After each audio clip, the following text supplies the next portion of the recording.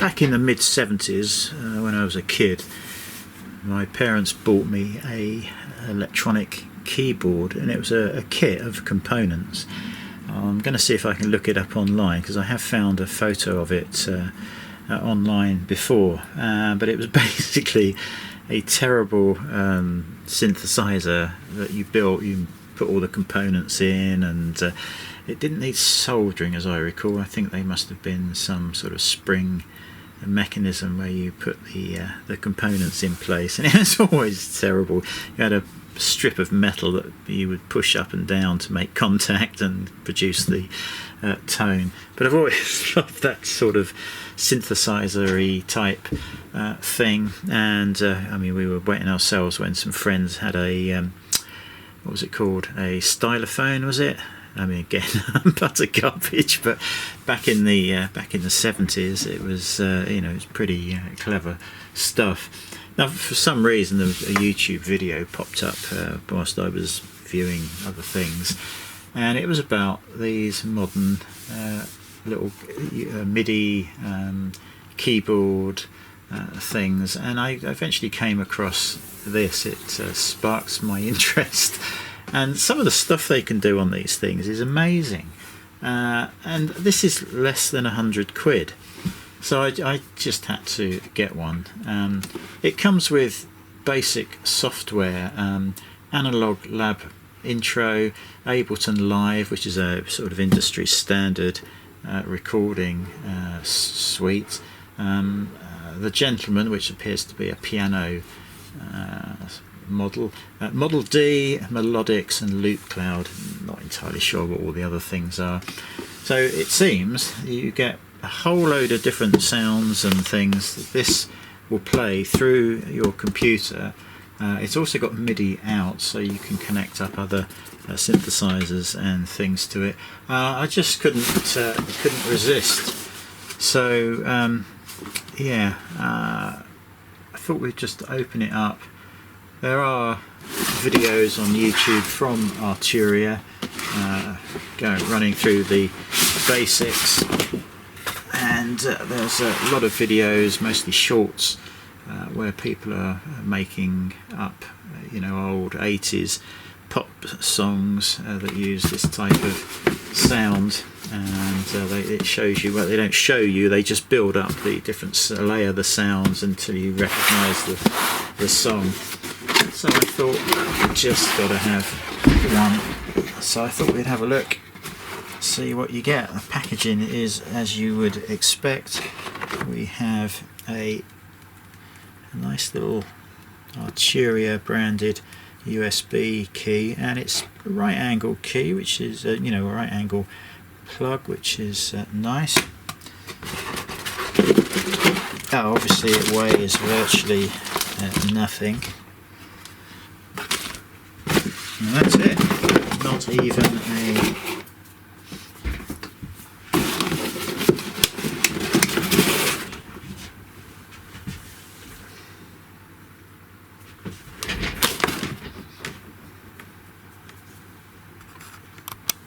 So that was very interesting. We're back a few hours later from the first clip that you just saw cut off quick, and what happened was all the fingers on my left hand went suddenly numb.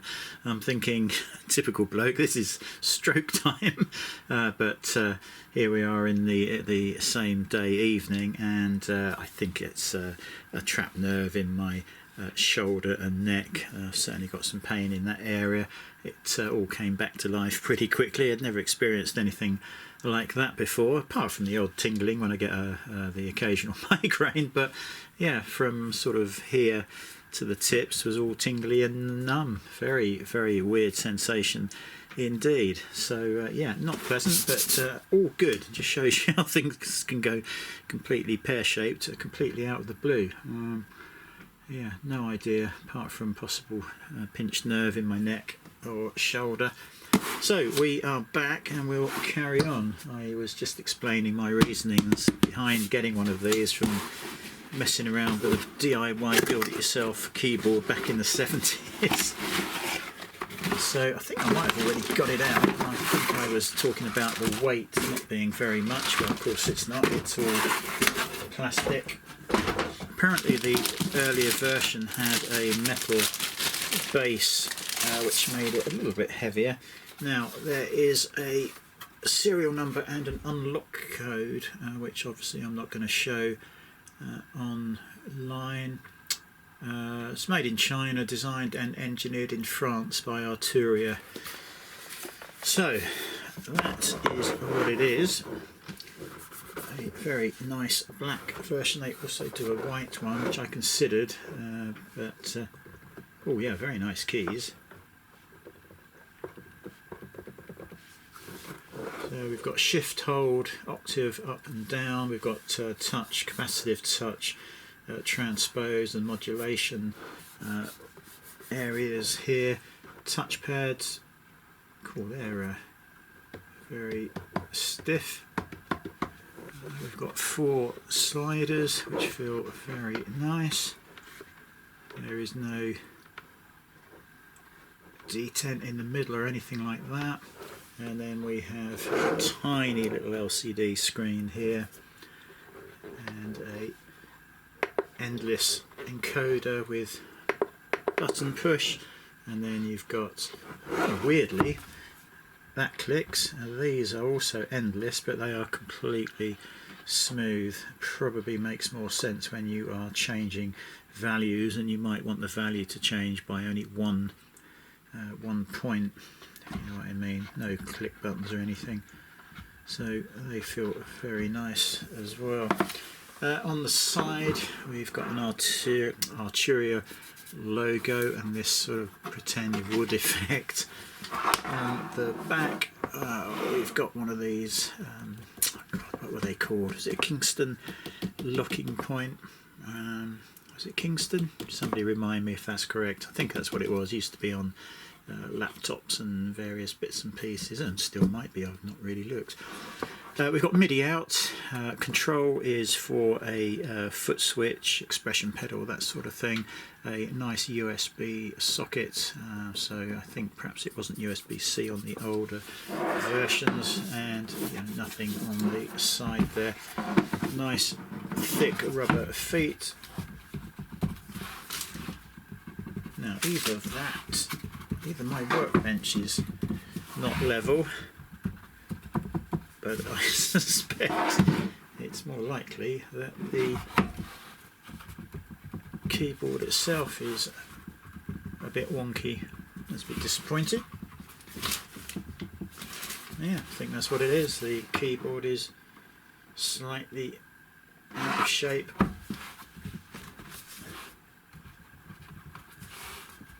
Sort of thing you don't even think of till you pop it on a flat surface. Yeah, wherever I put it, it is rocking. That is not something you want to see really when you're trying to do things and the whole bloody thing is moving around. So yeah, I might loosen up all the screws underneath and tighten them back up again, see if that allows it to regain its shape. If not, we're going to have to just raise up one of the rubber pads underneath. Now you didn't see that, but there's a this is a registration card. Again, I'm not going to show that because it's got the serial number and the unlock code on there. Once you've registered and given all your details, you can download all of the software that this comes with. As I mentioned earlier, MiniLab intro seems to be the main way of getting some nice sounds, synthesizer sounds, and then we've got various other things, pianos, a couple of pianos I think. I don't know what the Loop Cloud and Melodics does, and Ableton Live Lite is the digital audio, I always say workspace, but I think it might be workstation. I think it stands for workstation, although workspace seems to make more sense. Not something I've ever used before. Obviously used mixers and recording things like the old Zoom MSR 1044. If you look that up, it was an old Zoom recording studio that had guitar effects. I think that's really disappointing that wobbles like that. But under 100 quid. The keys feel really nice though. Very, very nice indeed. how the hell they do that for that price with the included light software is amazing. So next stage, I'm going to have to think of what laptop to actually connect this to. We'll have to find some decent speakers. One and my guitar setup are pretty much fixed on brackets to the wall, so I'm probably going to have to grab an old set of speakers that we used on the on one of the desktop computers. But yeah, so we'll get it. Well, next video I'll just get it all connected and see if we can have a little mess around with it and see if we can get some nice sounds out of it. But I thought it's got to be worth a go for that price. I mean, it's under £100. Just ridiculous for the stuff it can do. Yeah, so anyone that's interested in that sort of thing might be worth having a go with it. Now, there's loads of videos where people are building up tracks, as I said probably in the first video. So I don't have the skills to do all of that sort of thing, so if you want that sort of thing, go and watch the other experts doing it. But we'll certainly have a little mess around and see what we think. Okay, more in a few days, I suspect.